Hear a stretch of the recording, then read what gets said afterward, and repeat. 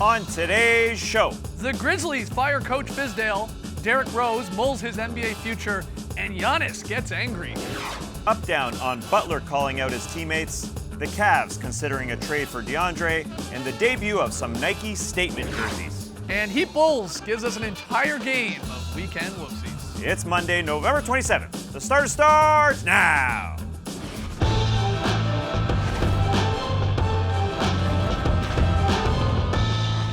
Good evening, Sweet World, and welcome to the starters. Whether you're joining us live right now on NBA TV, watching us later on YouTube, listening to the podcast, doesn't matter. We're happy to have you. I'm Jay Skeets, and alongside me, as always, that's Tess Mellis. It pays to do a live show at times. To his right, the international man of mystery, taken to the max, Lee Ellis. Friend. Lily. Lily, and last, certainly not least, over yonder, it is the bearded one. It's Trey Kirby. Hey! Yo! TK, what's up, my man? Well, I'm here at the internet looking for your best tweets at #TheStarters. And guys, it's Cyber Monday, the internet equivalent to Black Friday. Even though every Black Friday deal is already on the line, it's still Cyber Monday. And that brings us to today's question. What NBA Cyber Monday deals would you like to see? If you don't know what I'm talking about, take a look at our flyer because there are some deals to be had. For instance, 2 Isaiah Thomases for one, or 50% off Blake Griffin, or my favorite, 1 finals appearance with every LeBron James. But we want to hear from you, so let us know on Twitter what NBA Cyber Monday deals would you like to see? Send us your best tweets to #TheStarters. We'll hear from you later. All right, get those tweets in. Got a fun show tonight. We're going to discuss the latest Cavs, Clippers trade rumors, possible Tristan Thompson for DeAndre Jordan, whether or not you buy it. We got weekend whoopsies. We got a very solid play. But we start with Is This News? Some late-breaking news. Trey's rounded up those NBA headlines, going to pitch them to us, and we'll determine whether or not they're actually newsworthy. Trey. Our first headline is from ESPN. Guessing you guys are gonna say it's news. Grizzlies fired David Fizdale and named JB Bickerstaff interim coach. Is this news? This happened pretty quickly. Yeah. It's shocking. After Marc Gasol didn't play in the fourth quarter, he said, I'm not valued if I'm not playing. And they wouldn't do this to Mike Conley. And this is news because I think that the front office is basically saying we're siding with our stars. We're rolling with our stars no matter what. And if he's upset even a little bit, even if we don't know how great a coach David Fizdale is, because he basically got 100 games, and that's it, then we're going with these guys. And it sure seems like they're going to go with these guys until the end of their contracts. Right. Because it's a very top-heavy team in Gasol and Conley and Chandler Parsons, who's on a max contract. I don't think this firing makes this team any better. I mean, it's right. so top-heavy that without Mike Conley this year, they're 0-7. Mm-hmm. With him, they're 7-5 because they need that second guy. Because guys like JaMychal Green and Ben McLemore and Brandon Wright and go on and on and on Tyree. haven't really cut it. 8 straight losses, though. That's what it is right now. The Grizzlies are in a funk, and Fizdale, the coach, he takes the fall. That's often what happens. What he did yesterday against Brooklyn is not uncommon for what coaches desperately in need of a win do. Sometimes they just ride their guys. It's not necessarily in the playbook, and it's not even their stars. He took a big gamble in doing that. It didn't pay off, and now he's paying the price for it today. But very unlucky, I think, Dave Fizdale. I think he's a very good coach, and I think he will get another opportunity. You called him the fall guy. Yeah. What LeBron James and many other NBA stars were tweeting here today. Like, they were shocked just as much as we were. I mean, I did what Michael Lee did. I double-checked that Woj Twitter account 2 or 3 times there to see, is that got the blue check mark? Is this actually happening? You see LeBron and Wade and Lillard and Vince was tweeting stuff. The wheels, they just came off in Memphis. They had the losing streak. Mike Conley being out would kill most teams. Chandler Parsons, he tweaks his knee. In the last 24 hours, he tweaks his knee, so he gets injured again. They bench Gasol there in the fourth quarter, and now they fire their coach. And a lot of people are going, wow, what once was really like a rock of a foundation or organization in Memphis suddenly looks a little Kings-like, I guess, is the best way to put it. Sacramento Kings-like, where you're always sort of getting rid of a coach and you're trying the new thing. This is the 3rd coach since 2013 that they fired that made the playoffs the year before. Yeah, it's confusing because Doc Rivers just went through an 8-game losing streak. They're rolling with it. It's only because that star player said, hey, I'm not valued on this team. And they wouldn't do that to Mike Conley. I think they're basically saying all those players out there that we're rolling with these guys, you want to come join them. They're going to be around for a bit, and we treat our guys fairly. But they certainly didn't treat David Fizdale fairly in a lot of people's eyes. And it seems that way because, again, this guy was the man pounding the desk last year, defending his players. Yeah. That's what he was doing. He was defending his players. And they had a great 6-game series, even though it was a loss to the Spurs. It was a heck heck of an effort by them. Yeah, I think the difference between Doc Rivers and David Fizdale, Doc Rivers has been a head coach for so long. He won a championship. David Fizdale's been an assistant coach for like 20 years, and he's really understood how to form relationships with players. So that's why I think you're seeing all these tweets from these other players. Like, he's a good, smart guy, and I think that the Grizzlies have done him wrong here by not giving him a chance to get out of this. There maybe has to be more to this story, though, right? I mean, you're sort of saying, well, maybe it is just because Gasol comes out after he gets benched and he says all this stuff to the press. Yeah, I mean, we don't know what's going on behind the scenes. It sure seems like it's been built up for a long time. You would have to think so. Because Gasol kind of referenced them. So more, rather than just Fizdale himself, perhaps the assistant coaches as well. So perhaps there was some underlying tension there between him and the bench. Crazy news, at the least. All right, Trey, next headline. Next headline is from ESPN, and it reads, according to sources, Derrick Rose is staying in touch with the Cavaliers while mulling future. Is this news? This is weird. This is very weird. Derrick Rose is only 29 years old, and he's apparently considering retirement. All these injuries that he's been through basically for the last 5 or 6 years are starting to catch up with him. But if you remember back in 2014, it was coming back after his second knee injury, and he was kind of in and out of the lineup, and people were like saying, what's wrong here? And he's saying, I'm thinking about my long-term future. Yeah. I don't want to be at my son's graduation or sitting on the sidelines hurt and sore and injured. So now the fact that he's 29 and he's rehabilitating again, going through another ankle injury, I think he's saying to people, I just don't want to keep going through this where I have to keep playing a few games and then I'm out getting rehabilitated again. Yeah, I mean, his resume says that he's going to miss a heck of a lot of games. Yeah. The last 7 years, he's only played in a possible 46% of games. That's not a lot. You know, when you're signing Derrick Rose, you're not going to play in a lot of games. And this happens to point guards and guards in this league, unfortunately. 29 is very young. But the incredible Kelly Dwyer ran through a bunch of point guards that haven't been able to finish their career, like a Kevin Johnson, a Clyde Frazier, and Isaiah Thomas. Yeah.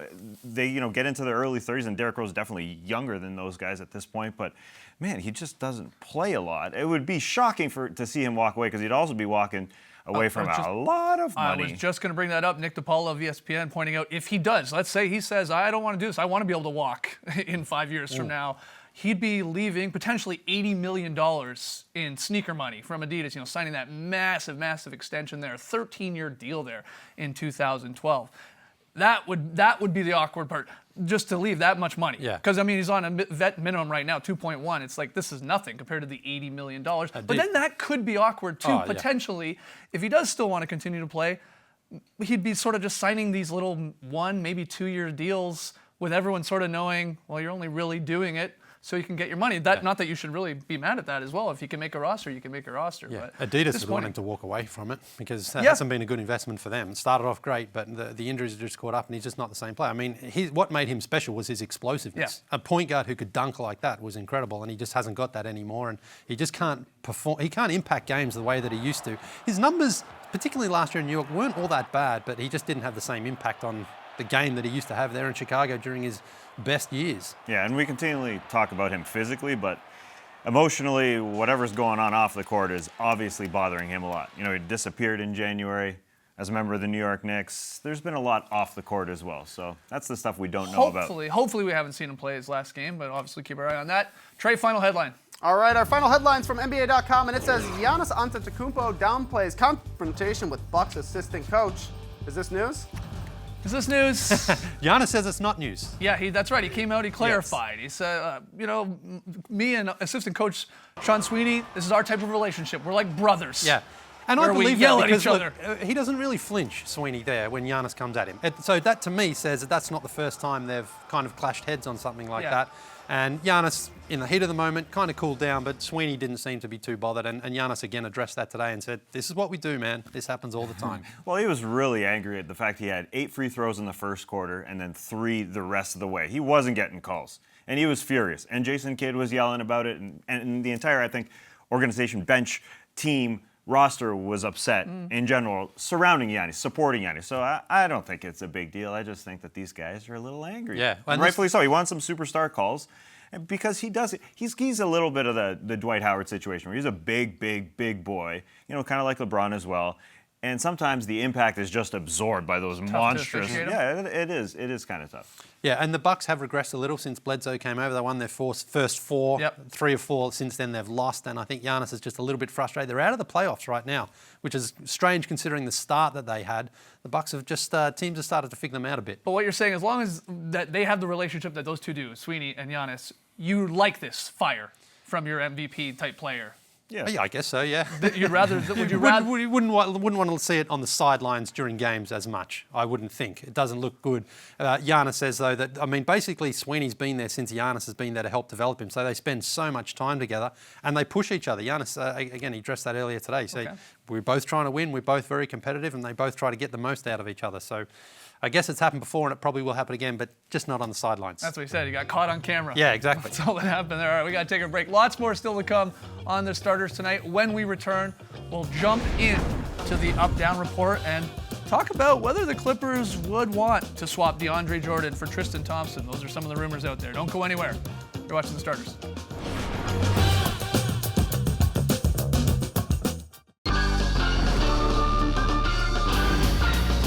Back with the starters, right into the up-down report. Figure out where we stand on some recent NBA developments. Let's see those thumbs on Twitter. Hashtag the starters, thumbs up or thumbs down. First one, guys. According to Cleveland.com's Joe Varden, a league source says the Cavs would consider swapping injured big man Tristan Thompson for the Clippers' DeAndre Jordan. Cleveland, of course, could potentially include a draft pick to maybe sweeten the deal. But are you guys up or down on this idea of a Tristan Thompson for DeAndre Jordan type of trade rumor going around right now? If you're the Cavs. If you're the Cavs, you love it. Oh, I would definitely take it. He's an upgrade over Tristan Thompson. He's got that player option. I think you'd probably want him to opt in, particularly if you would have to give up a draft pick in order for the Clippers to do that, because DeAndre is much better than Tristan Thompson. And I think DeAndre could use a new home right now. He looks a little disinterested. His numbers are okay, but I think if he goes to play with LeBron, he knows he's instantly back on a contending team. I kind of agree. You know, DeAndre is definitely better at the things that Tristan Thompson is good at, right? He's a little bit more athletic. He rebounds. He defends the rim. He's better at catching alley-oops just because he's got that little 5% extra than Tristan Thompson.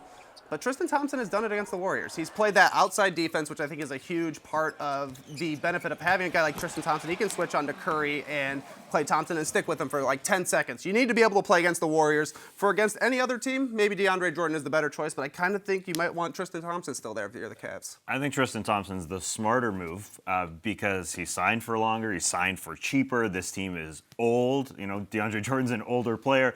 And do you want him to pay him, $35 million if he does opt out? There's too many ifs there, but I like it because the Cavs are just going all in on being old and signing guys. That's what they are, right? And DeAndre Jordan can come off the books earlier. It actually, the positive, if they want to get rid of DeAndre Jordan, if they do pick him up, they can blow this thing up a little bit sooner if things do blow up in their face. But Tristan Thompson, you got to keep him around, I think. All right, on to the next one here, guys. Following a bad Friday night loss to the Heat, Timberwolves star Jimmy Butler blasted his teammates for their effort. Quote, "We haven't guarded anybody all year long. Different mistakes, same mistakes. We have to eventually figure it out and want to play defense." End quote. Guys, are you up or down on Jimmy Butler essentially calling out his Wolves teammates and the Wolves defense? I think so. He's Everybody. right. This team is bad defensively. Yeah. They keep being bad, and that's the shocking part. What is it going to take to shake them up? And if it's coming internally, from a teammate, I don't think it's a bad thing because it hasn't worked from the coach. So why not give this a shot? It's year in and year out. We're seeing the same thing, and their offense is so good that it's making up for it. They're an above 500 team because their offense is that good. If they just played with a little bit more ferocity, they've developed bad habits. Yeah, and part of the reason you bring in Jimmy Butler is because you want him to hold other players accountable, and that's what he's doing. He's doing it kind of the same way he did with the Bulls last year, which didn't always go over super well with the Bulls, but that's kind of how it goes sometimes. And he's right, like you're saying, the Timberwolves have guys who should be able to play defense, and like Lee always says, it's always about effort. If you can get guys to buy in just by yelling at them in the press for one night, maybe it's worth it. Teams shoot 49% against them. They're 4th worst at giving up fast break points and 5th worst at points in the paint. So when the other team gets a ball, they just take it inside and score. So there's problems on the perimeter and there's also problems in the paint. All right, final one. Let's talk fashion. Why not? A little bit of fashion here on the starters. A bunch of teams broke out their Nike statement jerseys over Thanksgiving weekend. And while some of the new threads were similar to those worn in seasons past, others like OKC's there were quite different. So overall here, guys, Are you up or down on most of the Nike statement jerseys that we saw again over the Thanksgiving weekend? Thumbs up from Trey right away, and that's the fashion man. Everybody's thumbs up. Yeah, I got 3 shirts on right now, so that's why I got my thumb up really quick. I just think that most of those jerseys were better than the usual ones they wear. If you look at OKC's in particular, that's one of the 5 best uniforms in the entire league. The NBA just looked different. Not every team looked like a similar version of a different template. These were wholly different uniforms for everybody. I loved it. And none of them ripped over the weekend either. Hey, thumbs up. That's a pretty significant moment for the Nike jersey because they've been getting killed this year. A lot of guys would get them ripped pretty easily. I like the Warriors ones as well because they are moving to San Francisco, but they're giving a head nod to Oakland, to East Bay. The floor designed that way as well as the jerseys. Looks like broccoli Great though, or fonts. cauliflower or something, you know? I thought you loved broccoli. I do love what's it. the problem? You don't like Why would you health? love these? No, I do love them. I It's a didn't say treat. I didn't like them. I'm just saying that's what they look like when I first saw them. Did you have a favorite from the weekend? Was Well, it the OKC? Thunder, the Thunder, that You look- blue and orangey sort of, because how does it come in like in those stripes at the bottom there? It's, Yeah, like a thunder like wave or there. something. I Yeah, don't know. looks Yeah, great. these are great. But are you only saying this because they may have had one of the worst jerseys in the league? I mean, you know it's what I a mean? huge Yeah. upgrade, but to me, still, this jersey is one of the best ones in the league, no matter whose jersey you're talking about. Home, away, statement, whatever the other one's called, they're all good. OKC, number 1. All right. Icon, I can. Let's hear from the people out there. Jump on Twitter. Thumbs up or thumbs down on most of the Nike statement jerseys that we saw over Thanksgiving weekend. We got to take a quick break, but when we come back, we got a king-sized edition of Weekend Whoopsies. We're going all the way back to Wednesday. Don't go anywhere.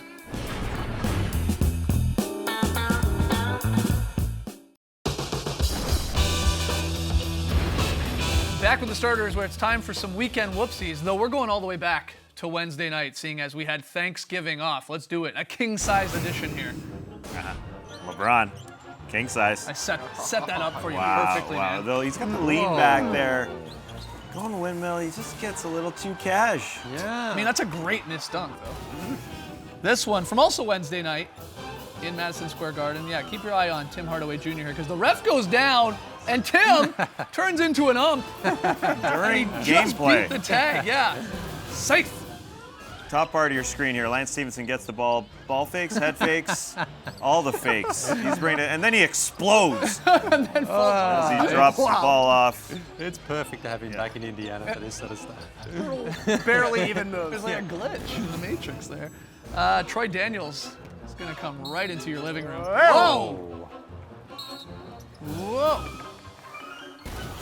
The double flop whoopsie. Always a wonderful, wonderful whoopsie.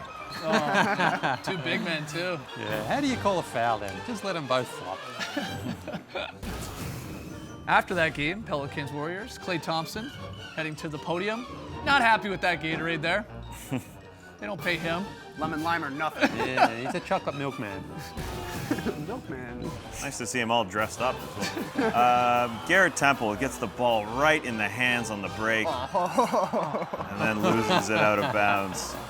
This is A pretty nice pass. yeah, lefty. Oh, no look there, yeah. No look catch, unfortunately, as well. Rough pass here in the Hawks game. Malcolm Delaney. Wow. Looking like John Mulaney. Throwing it 10 rows up. How do you miss it by that? I'm not sure. Yeah, maybe it slipped. Here's some slippage. Kyrie goes right by Darren Collison. He's been doing it to everybody. Oh, hang on. That's not even Kyrie really No, putting on the move. Darren Collison fell. 70%. Yeah. He's finished, though. Sunday's first 12 minutes between the Heat and Bulls. It was like an entire whoopsie. They missed 37 combined shots. They had 8 turnovers. They scored 20 points. It didn't really get a whole lot better. This play from the Bulls. 4-on-1 fast they'll break. score here. Nice, we got it. No, turnover. Going the other way. Okay, there was a basket eventually. Rough one. Jason Tatum filming a promo here. The Celtics broadcast kind of does him dirty because he's just looking at the wrong camera. Why did you include it in the broadcast? Gotta cut it. Poor guy. Because they knew it would make weekend Yeah. whoopsies. That is the answer. There it is. We gotta take one more break. When we return, Lily has so many games to pick a very solid play I'm from. going back to last Tuesday. What?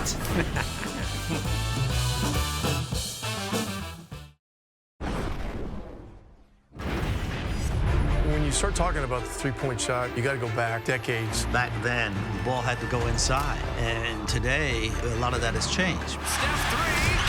Three-point shot, if used properly, can be very effective, and it's exciting. You got a 50-50 shot. Be the hero or the GOAT. Miller retreats to the three-point line. The bottom line is this. The three-point shot is here to stay. It has had a major impact, and I think it will continue to have a great impact. Catch part 2 of the 3-Point Revolution presented by JBL tonight on Game Time. Looks fun. All right, Trey, we asked the people out there, what NBA Cyber Monday deals would you like to see? We got a few responses. They hit us up on Twitter. Let's get to them. Most Def. Cavsify says, Steph Curry, shoot 1-3.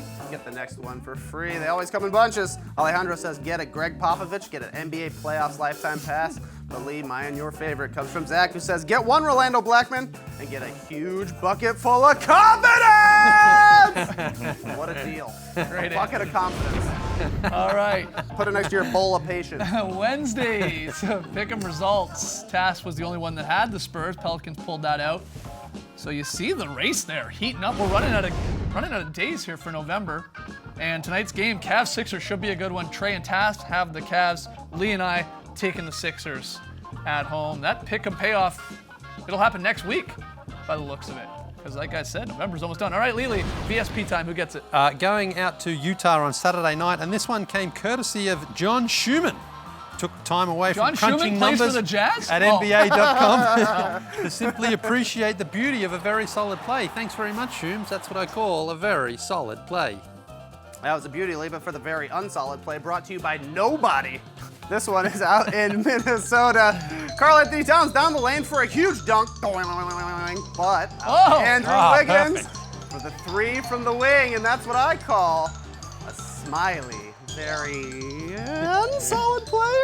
Man, if unsolid play gets sponsored before very solid play, We had a highly underreported wedgie on Sunday. Not many talking about the 7th wedgie of the season, but it's a nice block. James Johnson on Lauri Markkanen. Really nice. Lefty. Block by James Johnson. Lefty Doing on work. Lowry. It's nice. Yeah, we needed one over Thanksgiving. We got 7. Yeah. We're on 10 pace. days. On pace for 30 wedgies this season. That's not good. It's slowed down. Good news. Good news out of San Antonio. Tony Parker will make his season debut tonight versus the Mavericks. TP has been out since he ruptured his left quad against Houston in the playoffs, but he beat his expected timetable by over a month. And that game, Mavs-Spurs, coming up on NBA TV. Coverage beginning in mere minutes, less than a minute. And then the game, 8:30 Eastern, Mavs-Spurs. Should be fun. Tomorrow morning, we got the Starters Twitter show. Join us live at 11 a.m. Eastern. We'll talk Fizdale. I'm sure we'll talk Rose. We'll get into any of the big topics from tonight's games. Lee, we got a fan sign. This is John, Declan, and Ryan repping the starters at the Swarm Westchester Knicks G League game last week. Thanks for joining us, folks. And remember, 17-year NBA veteran Tony Parker returns tonight, NBA TV. Brace the night, people.